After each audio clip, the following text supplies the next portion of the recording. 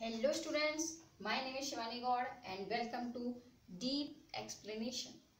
तो आज हम एक नया चैप्टर स्टार्ट कर रहे हैं जिसका नाम है ग्रेविटेशन। तो आज का हमारा पहला टॉपिक भी ग्रेविटेशन है। ठीक है, तो देखते हैं ग्रेविटेशन की डेफिनेशन। क्या है इसकी डेफिनेशन? डेफिनेशन की अगर बात करें तो gravitation is a force of attraction between two objects in the universe.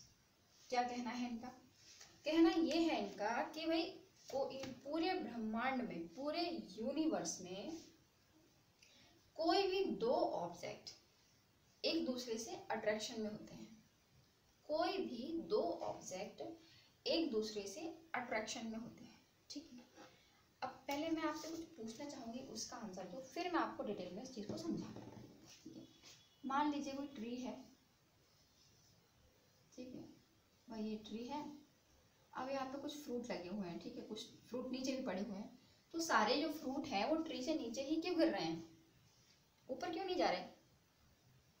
क्या रीजन है इस चीज का? एक और बता दीजिए।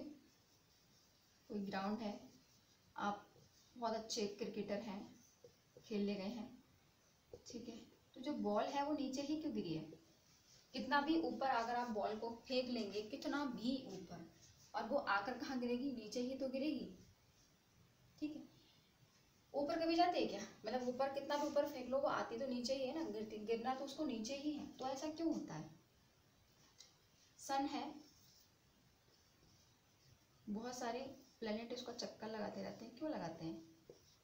उसके इर्द गिर्द क्यों घूमते रहते हैं? क्या रीजन है इस चीज का?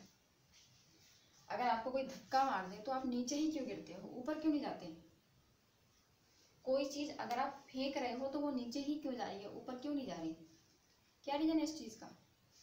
कोई आपके टेबल पे पढ़ रहे हो, कोई भी चीज गिर गई तो सबसे पहले वो नीचे जाती है, ऊपर क्यों नहीं जाती? या बीच में अटकती क्यों नहीं है? क्या रीजन होगा इस चीज का? सोचिए सोचिए। तो उससे पहले हम बात कर लेते हैं एक स्टोरी पर। ठीक है, तो एक छोटी सी स्टोरी है, वो सुनिए। आई थिंक आपने सुनी भी होगी, लेकिन थोड़ा सा मैं आपको रिपीट करूंगी। ठीक है, हमारे पास क्या था कि भाई एक ट्री है। ठीक है, इसी को मान लो यही वाला ट्री है, और मान लीजिए यहाँ पर कोई आदमी बैठा हुआ है, किताब पढ़ रहा है, मस्त किताब पढ़ रहा है अपनी। उसे दुनियादारी से कोई मतलब ही नहीं है, वो मस्त पेट नहीं है। ठीक है, अच्छा होता है कि कोई उसकी है अपनी, तो एप्पल गिर, तो हम क्या करेंगे? अगर एप्पल गिरेगा तो भैया उठा के खा लेगा, और क्या करेगा वो, है ना, ये तो करेगा। लेकिन उसने नहीं, उसने उस पर की और उस एक लॉ इन्वेंट किया। बहुत सारे इन्वेंट किए। इनका नाम है, इनका नाम था और नाम है और रहेगा, इनका आइजैक।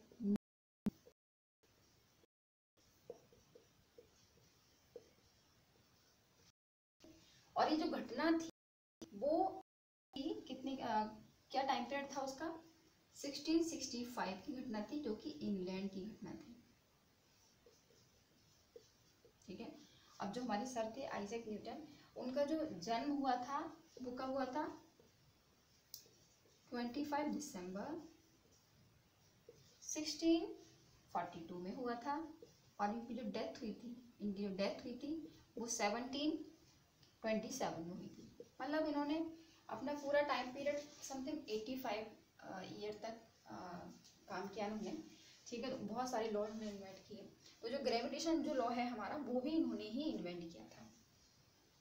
ओके, तो मतलब जब इन्होंने ये लॉ इन्वेंट किया, इसके बारे में रिसर्च की, या ये एप्पल वाला जो स्टोरी थी इनके साथ में, वो समय पता है कितने ईयर के? ये सिर्फ 23 ईयर के थे उस टाइम जब ये सिस्टम पूरा हुआ था, या इन्होंने लॉ के बारे में सोचा कि इनको जो आइडिया आया वो कब थे? 23 ईयर के थे, ओनली 23 ईयर के न्यूटन।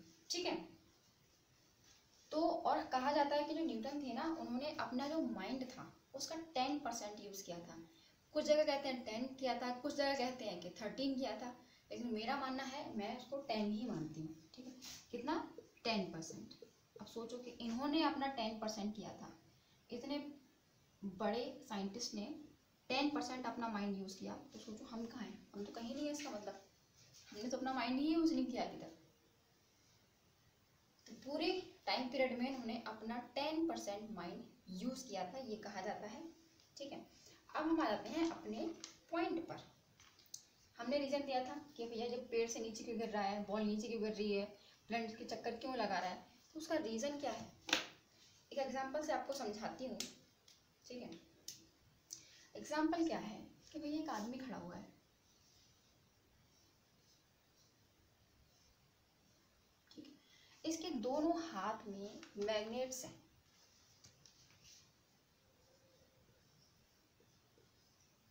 इसके दोनों हाथ में क्या है, मैग्नेट्स हैं।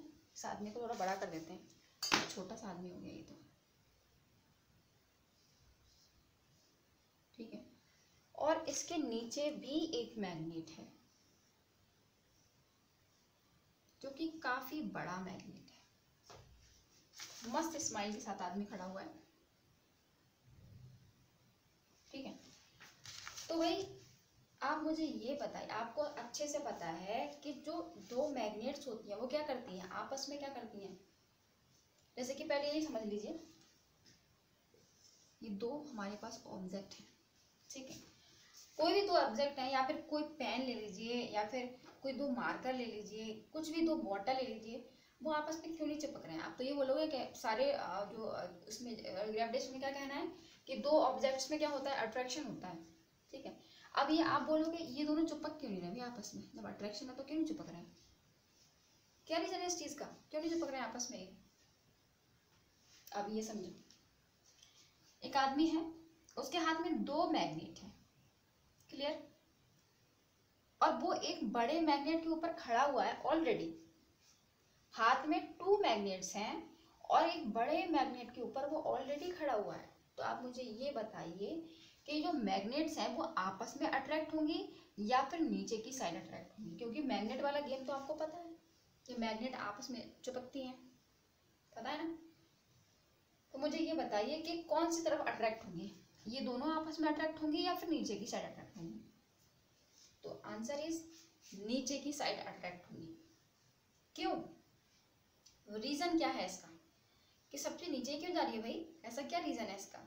तो रीजन ये है इसका कि जो फोर्स है, जो ग्रेविटेशन फोर्स है ना, वो नीचे की साइड ज्यादा स्ट्रॉन्ग है क्योंकि इसका मास ज्यादा है।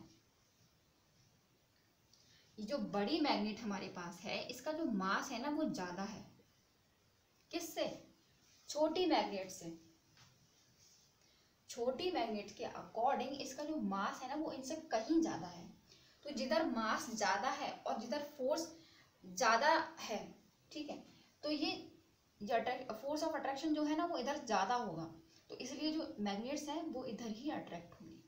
ठीक है, यही यहाँ रीजन है कि जो कोई अगर फ्रूट गिर रहा है या पत्ते गिर रहे हैं, कुछ भी गिर रहा है, वो नीचे ही क्यों गिर रहे हैं, क्योंकि वे अर्थ है, अर्थ पे गिर रहे हैं ना। तो अर्थ का फोर्स ऑफ अट्रैक्शन क्या है, बहुत ज्यादा है, इसीलिए सब चीज नीचे जाती है। फोर्स ऑफ अट्रैक्शन ज्यादा होने के कारण ही बॉल नीचे गई। ठीक है, अब इनका क्या है, इधर ज्यादा, ये मास कितना, जो सन है ना, सन का मास बहुत ज्यादा होता है, तो डिपेंड करता है ना, मास पे भी तो डिपेंड करता है ये। ठीक, तो इसीलिए सारे जो प्लैनेट्स हैं वो इसके इर्द गिर्द घूमते रहते हैं। ओके, जो आप बात करते हैं ग्रेविटेशन फोर्स की, तो ग्रेविटेशन फोर्स जो होता है ना बहुत ही वीकेस्ट फोर्स होता है। ठीक, बहुत वीक फोर्स होता है, मतलब कंपैरिजन में जो कौन से फंडामेंटल जो फोर्स होते हैं ना उनके कंपैरिजन में ये बहुत वीक फोर्स होता है। फंडामेंटल फोर्स कौन से होते हैं, चार्जेस, मैग्नेट वगैरह, इनके कंपैरिजन में अगर देखा जाए ना तो ये वीक फोर्स होता है। ठीक है, लेकिन क्या होता है ना कि इनकी रेंज बहुत ज्यादा होती है इन चीजों की। जैसे मैग्नेट की बात अगर करें तो मैग्नेट क्या है, जब तक कांटेक्ट में रहेगा तभी तक उसकी रेंज है, तभी तक वो अट्रैक्ट कर सकते हैं एक दूसरे को। लेकिन जो ग्रेविटेशन की अगर बात करें तो उसकी रेंज बहुत ज्यादा होती है। ठीक है, वो काफी दूर से भी क्या कर सकते हैं, कनेक्ट कर सकते हैं, अट्रैक्ट कर सकते हैं चीजों को। ठीक है, ये क्या करता है, मास में एक्सर्ट करता है। ठीक है भाई, इधर मास ज्यादा है उधर वो अट्रैक्ट कर लेगा। इधर देखो, आप देखा ना आपने कि इधर क्या था, मास कम था तो वो आपस में नहीं कांटेक्ट में आई, लेकिन इधर मास ज्यादा था वो दोनों कांटेक्ट में आ गई, उधर क्या हुआ, अट्रैक्ट हो गई। ठीक, अब जैसे कोई एग्जांपल है, एक और एग्जांपल लेके आप समझ लीजिए, ठीक है।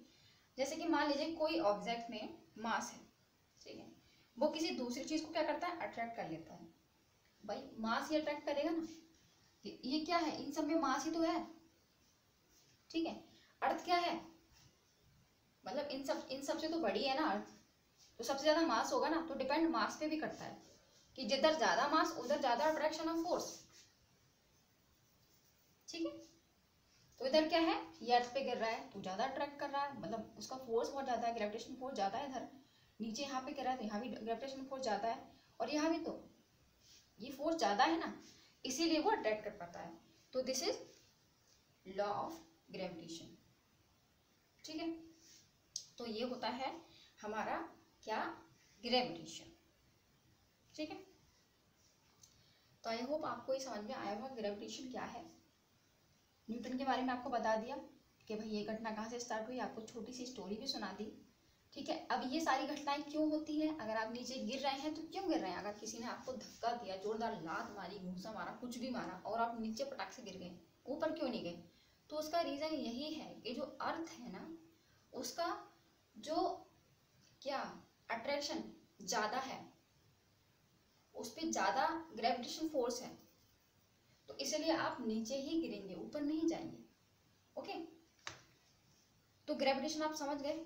नेक्स्ट वीडियो में हम पढ़ेंगे यूनिवर्स वाला है, वो आपको नहीं देखने को मिलेगा।